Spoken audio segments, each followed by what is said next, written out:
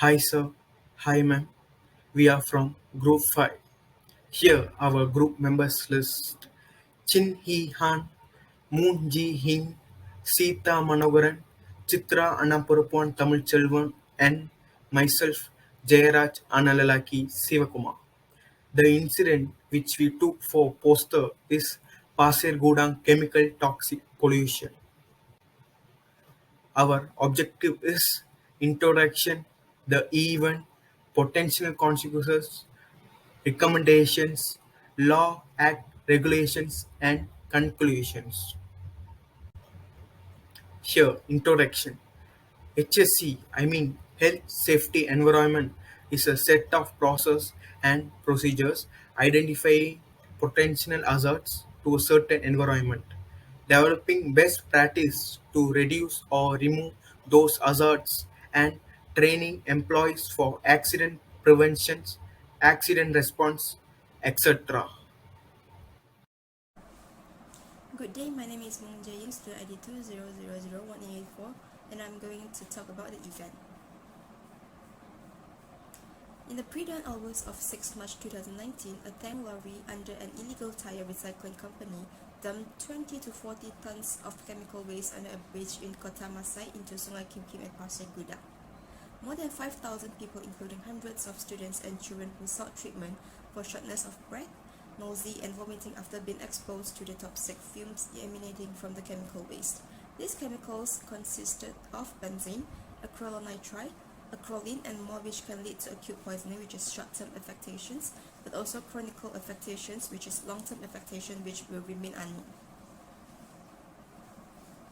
The outcome of this event is total of 111 schools closed for 2 weeks and 5,848 victims treated, over 900 victims warded, and 25 of them placed in intensive care.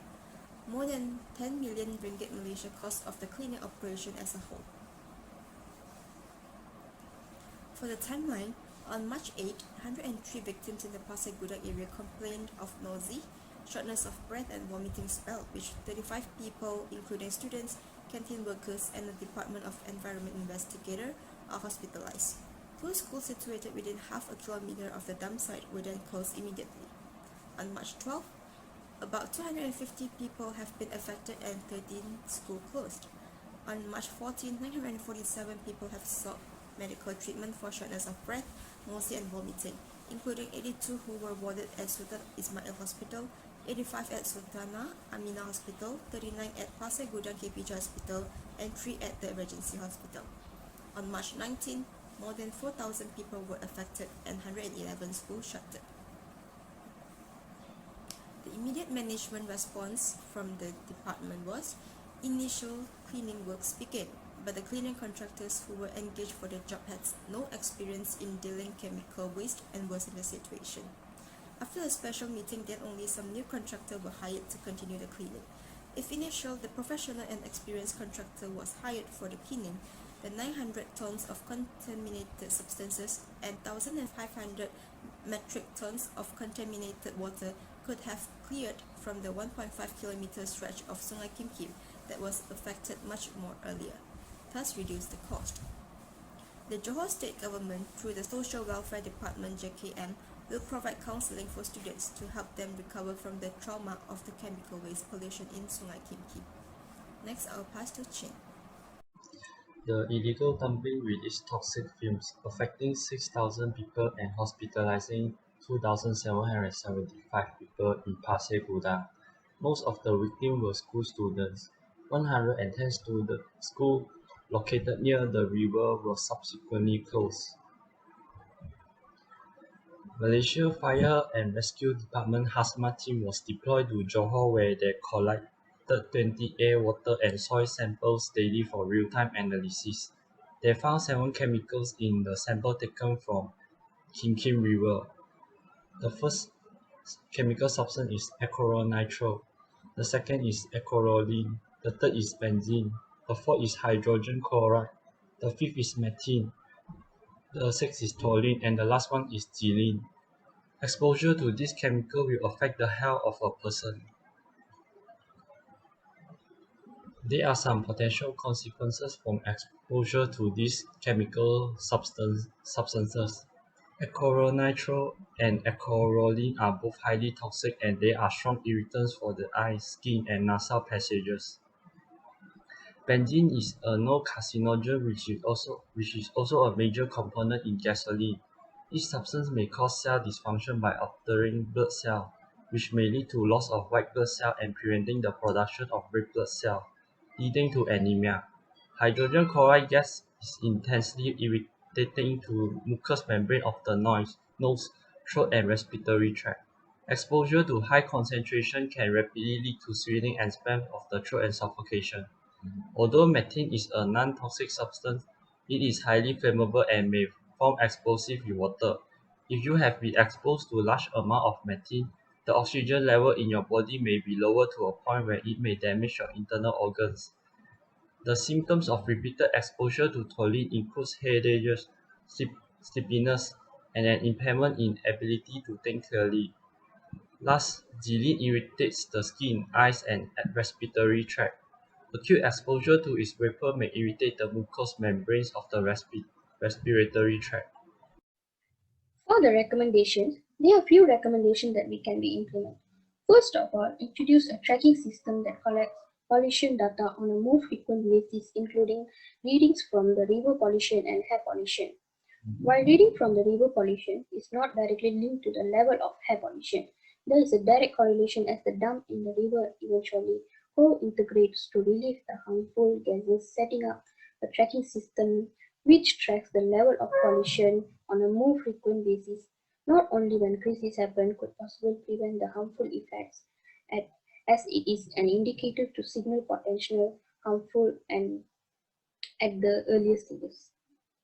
Moreover, with pollution indicators signaling high levels of dangerous gases at the early stages, more effective preventive measures can be carried out on an immediate basis before the gases affect the population in the Pasir Gudang area.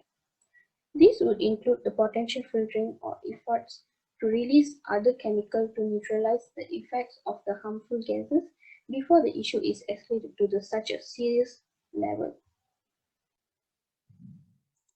For the second recommendation is develop a standard operating procedure (SOP) for a clear emergency management plan, emergency response plan (ERP), and mitigation plan for disaster management issues, especially those involving the handling of hazardous toxic chemical waste at schools, kindergartens, and at the community level. Our country should have this system so that the implementation of this disaster management process is easier to manage efficiently.